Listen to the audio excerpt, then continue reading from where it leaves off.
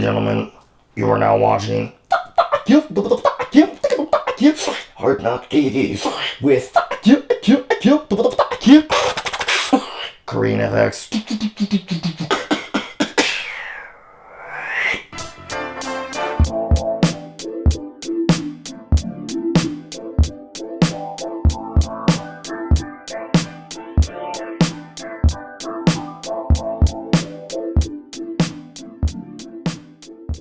Ever since I was a kid, I would kind of be surrounded by music because my parents and my older sisters were all musicians in their own rights. My dad was a piano player and the conductor of the church choir. So that definitely played a key role in kind of just like putting music into my mind at an early age. And then when I heard Rozelle, when I was about, I don't know, maybe eight or 9 years old, I was just blown away. I heard his If Your Mother Only Knew, and it just completely made me go, wow, I want to do this. And from that point on, I would kind of just look it up online here and there. I would watch videos every now and then. And, you know, eventually it developed into kind of like a little hobby. And a few years later, I actually started playing the drums, which kind of rekindled my love for just beats and rhythms and just music in general. And whenever I wasn't around the drum kit, I would just beatbox, and it wouldn't stop. It would like just pretty much consume my life. So in about grade 7 is when really beatboxing became a part of me.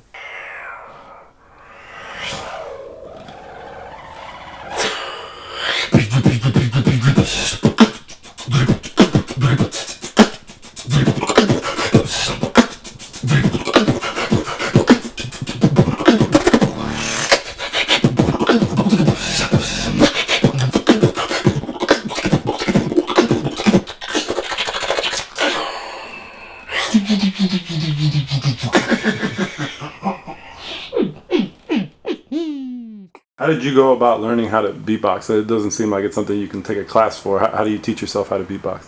Well, I mean, there's different ways to learn to beatbox. You can learn online, you can learn from a friend, or you can just pick it up. Like some people just like to make funny sounds with their mouth, and you know, I'm sure we all have that friend who makes weird sound effects or funny noises.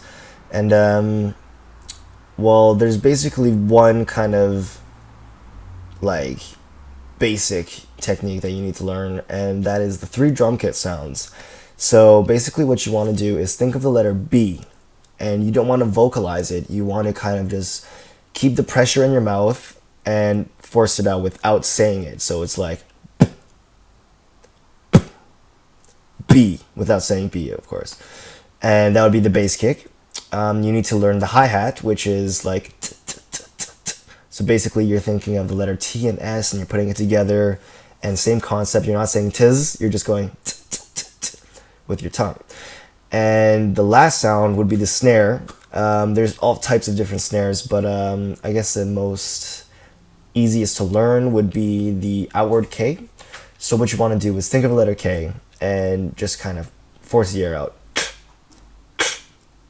And it'll kind of come from like the side of your mouth because that's where the K sound resonates from.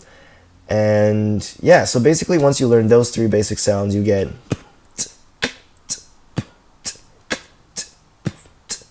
which can turn into, you know, eventually into all sorts of different rhythms and combinations.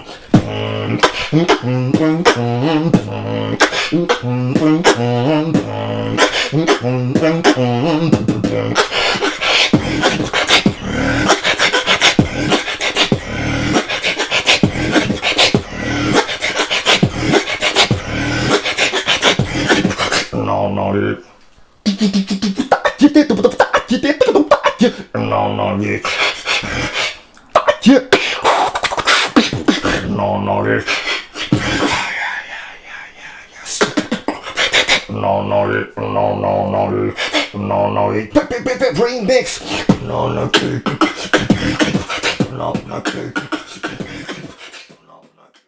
Now, how long did it take from going from learning those three noises to what you just did right now, just combining all of them? Well, I've been doing this for about almost 14 years now. So I'm 23 now, and that's over half my life. So I don't think there's really a time limit or like a lifespan you can put on, or like an expectancy that you can put on becoming good in any art form, not just beatboxing. I feel like the amount of dedication and passion you have towards that art form will determine how great you become. And beatboxing has been a part of my life for so long, and not just like a little hobby. It's been like, this is what I am. And like, first, when I think of myself first, I think I'm a beatboxer. What did your family say when you told them you want to be a beatboxer? Did they take it seriously, or they're like, oh, that's not an instrument? Well, my parents being of Asian descent, and they're a little bit strict when it comes to non-academic careers. But I mean, they were pretty supportive in the fact that they were like, no, you can't do this. They were like, okay, we understand that you want to do music for a career, but make sure you have a backup plan, all this kind of stuff. So that's cool.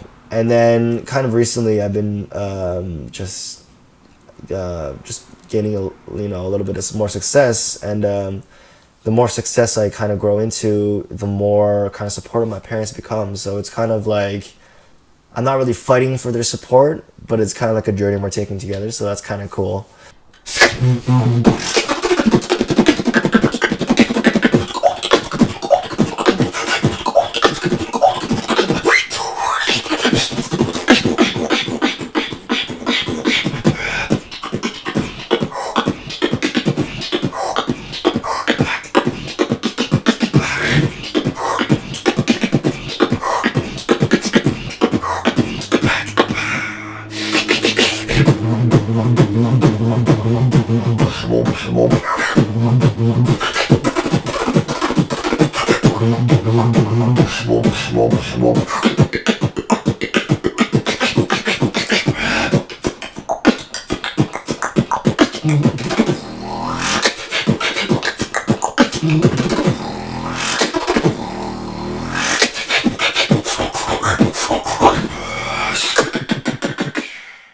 Now, I've heard some people call you the best beatboxer in the world right now. What comes to your mind when you hear that? I mean, there's a lot of amazing beatboxers in the world. Like, there's at least a handful of guys that I would consider the elite of the entire world.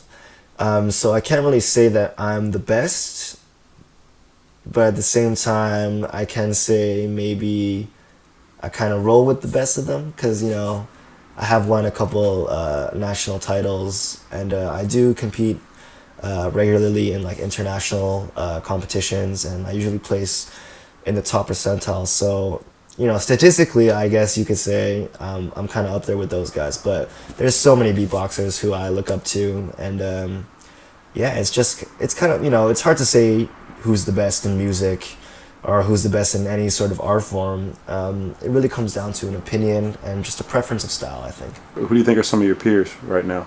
I definitely respect Some of the dudes in Europe, like, you got Reaps One from the UK, you've got Skiller from Bulgaria, you've got Z from Switzerland, you've got, Darnie from Singapore.